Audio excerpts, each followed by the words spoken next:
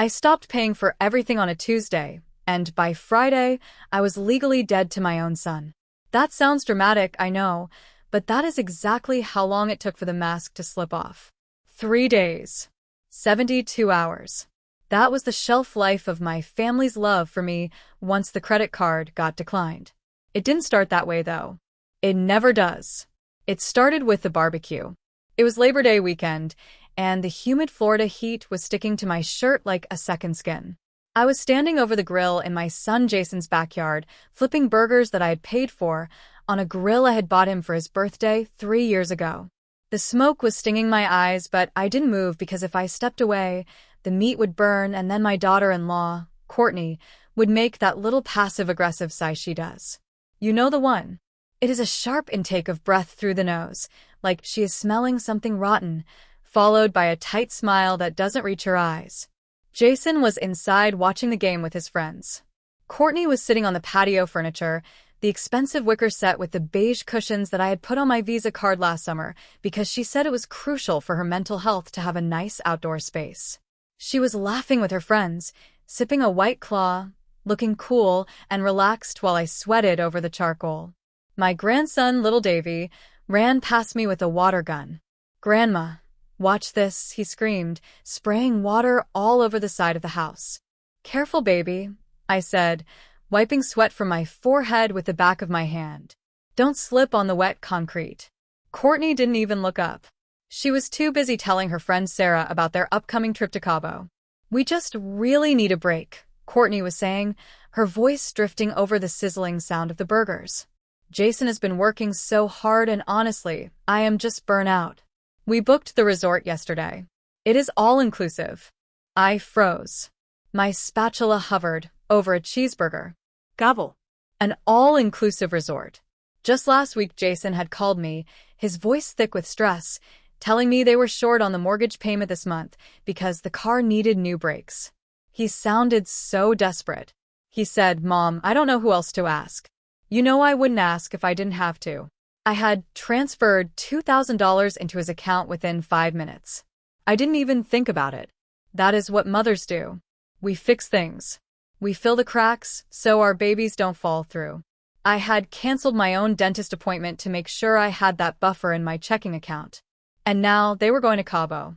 I felt a cold knot tighten in my stomach. Maybe I heard it wrong. Maybe her parents paid for it. I tried to focus on the food. I plated the burgers and carried the heavy tray over to the picnic table. "Food is ready," I called out, trying to keep my voice light. Jason came stumbling out of the sliding glass door, high-fiving his buddy Mark. "Awesome, I am starving," Jason said. He grabbed a burger and didn't look at me. Not once. He didn't say, "Thanks, Mom." He didn't ask if I had eaten. He just shoved food into his mouth and turned back to Mark to talk about fantasy football. I sat down at the edge of a table. My plate was empty because I wanted to make sure everyone else got food first. That was my rule. Mom eats last. Mom makes sure the guests are happy. "Hey, Courtney," I said, trying to sound casual. "I heard you mentioning a trip. That sounds exciting." Courtney stopped chewing. She exchanged a quick, weird look with Jason. It was a look I had seen 1,000 times but never really decoded until that moment. It was the look of two accomplices making sure they had their story straight. "Oh, yeah," she said, taking a sip of her drink. "It was a last-minute deal. Super cheap. We figured we deserved a little treat." "Right," I said. "A treat." "So who is watching Davy?" I asked. Jason finally looked at me. His eyes were the same shade of brown as his father's, a man who had left us when Jason was 10. I used to see so much love in those eyes. Now, I just saw calculation. "Actually, Mom, we were going to ask you," Jason said, wiping ketchup off his chin. "It is just 4 days. Thursday to Sunday. We figure since you are retired now, you ain't got much going on, right? It would be good bonding time for you and Davy." I sat there, feeling the heat of the afternoon sun beating down on my neck. I ain't got much going on. That is what he thought of my life. My pottery class, my book club, my volunteer shifts at the shelter, my quiet mornings with coffee and the newspaper. To him, my life was just a waiting room until he needed me to be useful. I looked at the burger in his hand. I looked at the patio furniture. I looked at the brand new SUV in the driveway that I had co-signed for because their credit score was trash. I realized something terrifying. I wasn't a person to them. I was a utility. I was like the electric company or the Wi-Fi router. You don't thank the Wi-Fi for working. You only notice it when it stops. And you definitely don't ask the electric company how its day was. You just pay the bill, or in my case, you send the bill to the electric company and expect them to pay you for the privilege of existing. I stood up. My knees popped. I was 58 years old, but in that moment I felt 100. I can't, I said. The table went quiet. The laughter from Courtney's friends died down. What do you mean you can't? Jason asked, a frown forming between his eyebrows. I have plans, I lied. I didn't have plans. My plan was to reorganize my pantry and maybe watch a documentary. But suddenly, that felt like the most important appointment in the world. Jason scoffed. He actually laughed. Plans. Come on, Mom. Cancel them. This is important. We already booked the tickets. You booked the tickets before asking me if I could watch your son, I asked. Well, yeah, Courtney chimed in, her voice getting that sharp edge. We assumed you would want to see your grandson. You are always complaining that you don't see him enough. I am not complaining, I said, my voice steady. I am observing. And usually when I see him, I am also doing your laundry, scrubbing your dishes, and paying for the pizza. The silence that followed was heavy. It was thick enough to choke on. Mark and the other friends were staring at their plates, pretending to be invisible. Whoa, Jason said, holding his hands up. What is with the attitude? Are you off your meds or something? That was the line. That was the one that did it. I don't take meds. I take vitamins. But anytime I show an emotion that isn't complete subservience, Jason likes to ask if I am crazy. It is his favorite way to dismiss me. I looked at him. I really looked at him. I saw the man I had raised. I saw the boy I had worked 3 jobs to support. I saw the college degree I was still paying off because he promised he would handle the loans once he got settled, but he never got settled. I picked up my purse from the ground. I am leaving, I said. But you haven't eaten, Jason said, confused. And we need to talk about the drop-off time for Davy on Thursday. Figure it out, I said. I walked through the house. I walked past the 60-inch TV I bought them for Christmas. I walked past the pile of unopened mail on the counter that I usually sorted for them. I walked out the front door and got into my 10-year-old sedan. I didn't cry. That was the weirdest part. I expected to be sobbing. I expected to feel heartbroken. But as I turned the key in the ignition, I didn't feel sad. I felt light. It was a terrifying, empty kind of lightness, like stepping off a cliff, but it was better than the heavy, suffocating weight of being used. I drove home in silence. I didn't turn on the radio. When I got to my house, a small 2-bedroom condo that smelled like lavender and lemon polish, I sat at my kitchen table and took out my phone. I opened my banking app. First, the recurring transfer. Every month on the 1st, I sent Jason $500. It was supposed to be for Davy's college fund, but I knew for a fact they used it for car payments and takeout. I tapped the screen.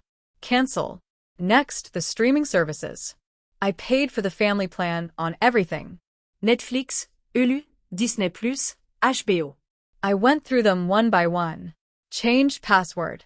Sign out all devices. Then the phone bill. They were on my plan. It was a remnant from when Jason was in college.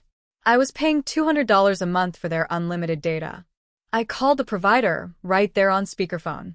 Hi, I told the automated voice. I want to separate the lines. By the time I was done, it was dark outside. My phone sat on the table like a grenade waiting to go off. It didn't take long. The first text came in at 8:30 p.m. From Jason. Hey, Netflix logged us out. What is the new password? We are trying to watch a movie. I stared at the screen. My thumb hovered over the keyboard. I could type it in. It would be so easy. I could just give them the password and keep the peace. That is what I always did. I kept the peace by cutting off pieces of myself to feed to them. I put the phone face down. 20 minutes later. From Jason, Mom? Are you getting these? Then a text from Courtney. From Courtney. Serious, Catherine? You changed the password? That is so petty. Davy wants to watch Bluey. Using the kid. That was their go-to move. If I didn't give them what they wanted, I was hurting the child. It was emotional blackmail, and I had been paying the ransom for 5 years. I didn't reply. I went to the kitchen and made myself a cup of tea. I sat in my living room and listened to the silence. It was weirdly loud. For years, my evenings were filled with their drama. Phone calls about arguments, texts about money, requests for babysitting. My mind was always over there in their house, worrying about their problems. Now, my mind was here, and it was quiet. The next morning was Monday, a holiday. I woke up naturally, without an alarm. I made coffee. I sat on my balcony and watched the neighbors walking their dogs. My phone had 12 missed calls. 8 from Jason, 4 from Courtney, and a string of texts that ranged from confused to angry to frantic. From Jason, "The phone data isn't working. I can't use my GPS. What did you do?" From Jason, "Pick up the phone, Mom. This isn't funny." From Courtney, "We can't afford the separate phone bill right now. You know that. Why are you doing this? Why was I doing this?" That was the question of the century. They truly didn't know. In their minds, I had just snapped for no reason. They didn't see the years of taking. They didn't see the thousands of dollars. They didn't see the emotional labor. They just saw that the faucet had turned off, and they were thirsty. I decided to go to the beach. I hadn't been to the beach in 2 years, even though I lived 20 minutes away. I always had something to do for them. You packed a bag. I brought a book. I turned my phone on Do Not Disturb. Driving with the windows down, I felt a strange sensation in my chest. It was guilt, sharp and familiar. I imagined Jason panic-stricken without his GPS. I imagined Courtney unable to post her stories on Instagram because she didn't have data. I almost turned the car around. The programming ran deep. Good mothers sacrifice. Good mothers fix. If they're suffering, it is my job to absorb it. No, I said out loud to the empty car. No. I forced myself to keep driving. I parked, walked down to the sand, and sat there for hours. I watched the waves crash. I breathed in the salt air. For the first time in forever, nobody needed me. I was just Brenda. Just a woman sitting on a towel. When I got home that evening, there was a car in my driveway. It was Jason. He was leaning against the hood of his SUV, his arms crossed, his face red. He looked like a thunderstorm waiting to happen. "Where have you been?" he demanded as I got out of my car. I walked past him toward my front door. "The beach," I said calmly. "The beach," he repeated, following me.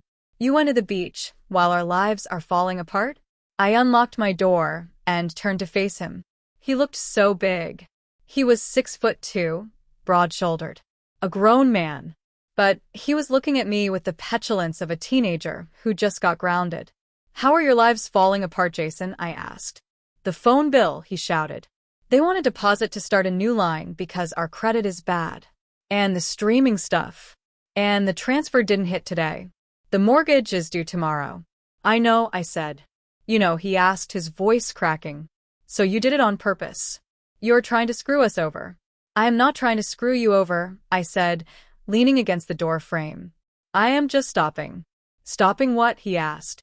"Stopping being your bank. Stopping being your doormat. Stopping being the person you call only when you need something."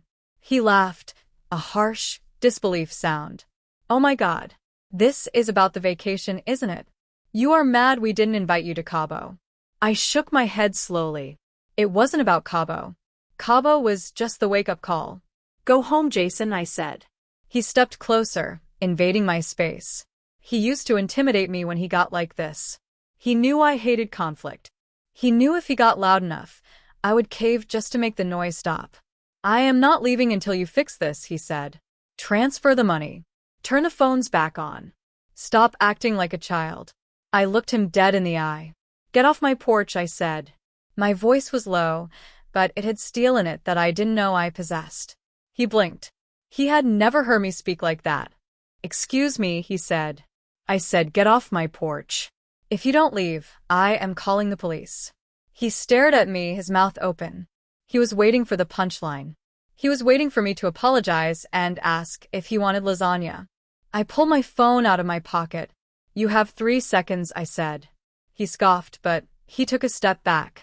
You are crazy, he muttered. You are actually losing it. You are gonna regret this, Mom. When we are in Cabo having the time of our lives, don't expect a call. I won't, I said. He got in his car and slammed the door so hard the windows shook. I watched him reverse out of the driveway and speed off down the street. I went inside and locked the deadbolt. My hands were shaking. My heart was hammering against my ribs like a trapped bird. I slid down the door until I was sitting on the floor. It was done. The bridge wasn't just burned. I had blown it up. The silence that night was different. It wasn't peaceful yet. It was terrifying. It was the silence of a house that might never be full again. I looked at the photos on the hallway table. Jason at graduation. Jason and Courtney at their wedding, which I paid for. Davy as a newborn. I grabbed a trash bag from the kitchen. I walked down the hallway and started sweeping the photos into the bag. The frames clattered as they hit each other. Glass cracked. I didn't care. I needed them gone. I couldn't look at their smiling faces knowing that behind those smiles, they viewed me as nothing more than a resource to be mined until I was empty. I cleared the shelves. I cleared the fridge magnets. I took down the calendar where I had written Davy's birthday in big red letters. When I was done, the house looked bare. It looked sterile, but it also looked clean. Tuesday came and went. No transfer. Wednesday came. I got a notification from the bank that a check Jason wrote had bounced. He had tried to write a check from the joint account I used to share with him, the one I had closed on Monday. Thursday was the day they were supposed to leave for Cabo. I wondered if they went. I wondered if they put the trip on another credit card, digging themselves deeper into a hole I wasn't going to pull them out of. I went to the grocery store around noon. I was in the produce aisle, picking out lemons, when I ran into Susan. Susan was Courtney's mother. We had a polite, surface-level relationship. We saw each other at birthday parties. We exchanged Christmas cards. "Oh, Brenda," Susan said, pushing her cart toward me. Her face was tight with concern. "I am so glad I ran into you." "Hi, Susan," I said, bracing myself. "I heard about the trouble," she said, lowering her voice like we were discussing a terminal illness. "Courtney called me in tears. She said you were having some kind of episode?" "An episode," I repeated. "She said you cut them off completely. No warning. Just left them high and dry right before their trip. They had to cancel Cabo, you know. They couldn't afford the dog boarding or the airport parking without your help." Good, I thought. But I didn't say that. "I am not having an episode, Susan," I said, picking up a lemon and inspecting it. "I am having a retirement." Susan looked confused. "But you are hurting them. They're family. Courtney said they don't know how they are going to pay the mortgage this month. They might lose the house. Then maybe they should sell the boat," I said. Susan's eyes went wide. Or maybe Jason should pick up extra shifts. Or maybe Courtney could get a job instead of managing her social media brand that makes $0. "Brenda," Susan gasped. "That is harsh." "Life is harsh," I said. "I have carried them for 10 years. My back is broken, Susan. I am done carrying." I put the lemon in my basket and walked away. I could feel her staring at my back. I knew she would call Courtney immediately. I knew I was going to be the villain in their story. The crazy, mean, bitter old woman who ruined their happiness. Let them talk. The first week was the hardest. It was like detoxing from a drug. The drug was being needed. I woke up every morning wondering if I should call. Wondering if Davy was okay. Wondering if Jason was eating. But I forced myself to stay the course. I joined a walking club. I started reading books that weren't about parenting or self-help. I cooked meals that I liked, spicy curries and seafood that Jason always complained about. 2 weeks in, I was sitting at a coffee shop, reading a novel, when my phone buzzed. It wasn't a text. It was a Venmo notification. I looked at the screen. "Jason sent you $50. Note, for the phone bill. Sorry it is late." I stared at it. $50. The bill was $200, but it was $50. It was the first time in his adult life he had ever sent me money. I didn't accept it. I didn't decline it. I just let it sit there. A few minutes later, a text popped up. From Jason. I got a second job delivering pizzas at night. It sucks, but I am trying. Can we talk? I looked at the message. My thumb hovered. The old Brenda would have replied instantly. The old Brenda would have said, "Oh, honey, I am so proud of you. Don't worry about the money. Come over for dinner." But I wasn't the old Brenda anymore. I was the Brenda who went to the beach on Mondays. I was the Brenda who had a clean house and a growing savings account. I typed back 2 words. Not yet. I put the phone down and took a sip of my coffee. It tasted bitter and rich and hot. It tasted like freedom. I wasn't lonely. That was the big surprise. I thought silence would feel like loneliness, but it didn't. It felt like room to breathe. For the first time, I was occupying my own life. I watched the people in the coffee shop. A young couple laughing. A student studying. I realized I had a whole future ahead of me. A future that didn't involve being a crutch for someone else who refused to learn how to walk. I picked up my book and turned the page.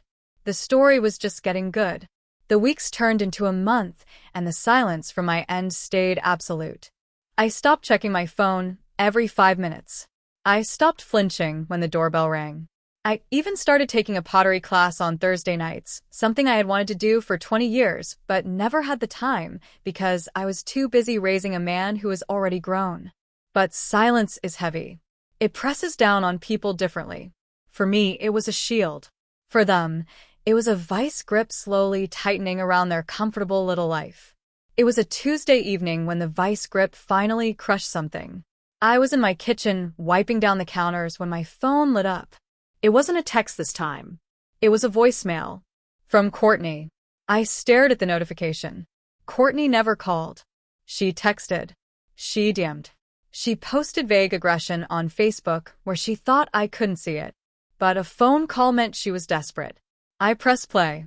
Brenda, her voice was high and tight, practically vibrating with panic. They took the SUV. We woke up this morning and it was gone. The repo guys took it. Jason is at work and I am stuck here with Davy and we have no way to get to the grocery store and I need you to call the bank. You co-signed. They're gonna come after you too. Fix this. The message ended. I stood there in my quiet kitchen.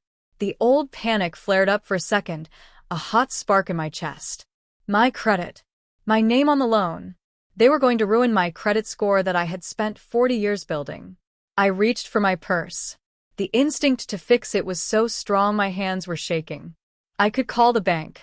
I could pay the 3 missed payments, plus the repo fee. It would wipe out my savings, the money I had put aside for a new roof, but I could stop the bleeding. Then I looked at the calendar on my wall. It was blank. No obligations. No debt. Just me. If I paid it, they would get the car back. And next month, they would miss the payment again. And I would pay it again.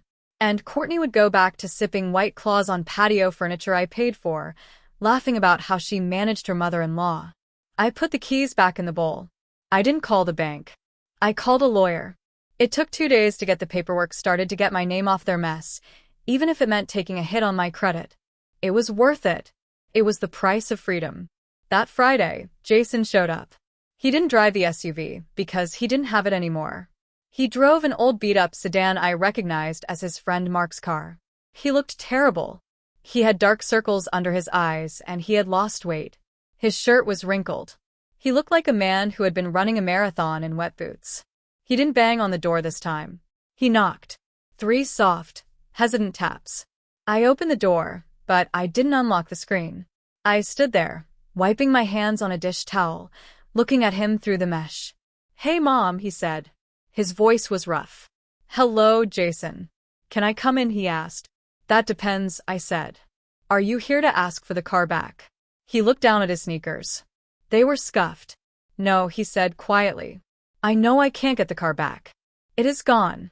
We are probably going to lose the house too. We are 2 months behind, and without the car, I can't get to my second job efficiently." I felt a pang in my heart. It was a physical ache. This was my baby. He was drowning and I was the lifeguard refusing to throw the buoy. "I am sorry to hear that," I said. "And I meant it. He choked up. He rubbed his face with both hands. "I just wanted to see you." I haven't seen you in 6 weeks. Davy asks about you every day. I stiffened. Don't use him, Jason. Do not use that little boy as a bargaining chip. I am not, he said quickly, looking up. I swear I am not. I miss you, Mom. I messed up. I know I messed up. He looked broken. Not angry. Not entitled. Just broken. I unlocked the screen door. Come in, I said. He walked into the living room and looked around like he had never seen it before. He noticed the empty shelves where the family photos used to be. He stopped and stared at the blank spaces. You took the pictures down, he whispered. I did, I said. Why? Because I was tired of looking at strangers, I said. He flinched like I had slapped him. He sat down on the sofa, burying his head in his hands. Courtney left, he said. The words hung in the air. I wasn't surprised, but the speed of it shocked me. When I asked, yesterday, her mom came and picked her up. Said she wasn't going to raise a kid in poverty. Said I was a loser who couldn't provide for his family. She took Davy. He started to cry. It was a jagged, ugly sound. The sound of a man realizing his entire life was built on a foundation of sand and my credit card. She said she is filing for divorce unless I fix it. Unless I get the money from you. She told me to come here and threaten you. She said I should tell you that you will never see Davy again if you don't pay the mortgage arrears. I sat down in the armchair opposite him. I didn't go to him. I didn't hug him. He needed to feel this. He needed to sit in the wreckage he had helped create. And what are you going to do? I asked. He looked up at me. His eyes were red. I told her no, he said. My heart skipped a beat. You told her no? I told her I am done begging you. I told her you have done enough. I told her if she wants to leave because I can't buy her a resort vacation, then she should go. He took a shaky breath. I am 32 years old, Mom. And I feel like I am 12. I don't know how to pay the electric bill. I don't know how to budget for groceries. I don't even know how to cook a decent meal because you always brought food over or we ordered out. I am useless. You are not useless, I said firmly. You are just unpracticed. I am going to lose the house, he said. Then you lose the house, I said. He stared at me. It is just a house, Jason, I said. It is wood and drywall. You move into an apartment. You get a smaller place. You take the bus. You learn how to cook pasta. You rebuild. But I will be alone, he whispered. Better to be alone and build something real than to be with someone who only loves you when the check clears, I said. Trust me. I know. He looked at me, really looked at me, and I saw the realization dawn on him. He realized I wasn't talking about Courtney. I was talking about him. I am sorry, Mom, he said. His voice broke. I am so sorry. I treated you like an employee. I treated you like garbage. I nodded. Yes. You did. Can you forgive me? He asked. I looked at my hands. They were older now, veined and weathered. Hands that had written too many checks and wiped too many tears. Forgiveness isn't a switch, Jason, I said. It is a road. You are at the start of it. You have to walk it. I can't carry you down it. I understand, he said. He stayed for dinner. I made grilled cheese sandwiches and tomato soup. Cheap comfort food. We didn't talk much. He ate like he hadn't seen food in days. When he left, he hugged me. It wasn't the side hug he usually gave me while checking his phone. He held on tight. He smelled like sweat and old car upholstery, but underneath that he smelled like my son. I love you, Mom, he said. I love you too, I said. Good luck with the house. He nodded and walked out to his friend's beat-up car. I watched him drive away. He lost the house. It happened fast. Without my bailout, the foreclosure process started within 2 months. Courtney didn't come back. She stayed with her mother, threatening legal action, demanding alimony from a man who had $0 in his bank account. Jason moved into a studio apartment on the bad side of town. He sold the big TV. He sold the fancy grill. He took extra shifts at the warehouse. I didn't help him move. I didn't offer to pay the deposit on the apartment. But I did invite him over for Sunday dinner. It became our routine. Every Sunday at 5 p.m., Jason would come over. Sometimes he brought Davy. On the weekends he had visitation. The first time he brought Davy, I was nervous. I was afraid the boy would be poisoned against me. I was afraid he would hate me for taking away the big house and the backyard. But when Jason opened the door, Davy ran to me and wrapped his little arms around my legs. "Grandma," he yelled. "Daddy says you make the best cookies." I looked at Jason. He was standing in the doorway holding a diaper bag that looked like it had seen better days. He smiled. It was a tired smile, but it was real. I realized then that kids don't care about granite countertops. They don't care about Cabo. They care about who is happy to see them. We sat on my floor and played with blocks. Jason sat on the couch and fell asleep within 10 minutes. He was working 60 hours a week. He looked exhausted, but he didn't look desperate anymore. He looked like a man who was carrying his own weight. One Sunday, about 6 months after the Cabo incident, as I called it in my head, Jason was helping me do the dishes. We were standing side by side at the sink. The warm water was running. "Courtney wants to get back together," he said casually, scrubbing a plate. My stomach tightened. "Oh, yeah," he said. "She saw that I got promoted to shift manager.